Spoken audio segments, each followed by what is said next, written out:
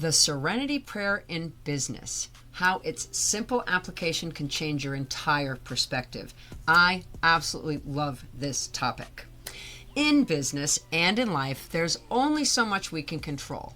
The rest is just noise. And yet most people spend their energy fighting battles they can't win, stressing over things they can't change, and ignoring the power they actually have. You've probably heard it before, maybe even thought it was just for the addiction recovery. But the truth is, the Serenity Prayer is a blueprint for business, decision-making, and success. Grant me the serenity to accept the things I cannot change, the courage to change the things I can, and the wisdom to know the difference. This isn't about personal struggles. It's about knowing when to push, when to pivot, and when to let go. In business, this mindset is everything. The Serenity Prayer isn't some sort of modern wisdom designed for AA. It's ancient wisdom.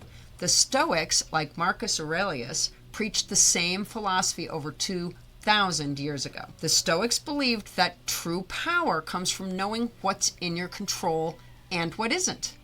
They understood that wasting energy on the uncontrollable leads to stress, failure, and wasted potential. Sound familiar? Entrepreneurs who chase what they can't control, markets, competitors, clients' emotions, burn out. The ones who focus on what they can control, they win. So how do we apply this strategy in our daily business? Simple. Break it down into 3 questions.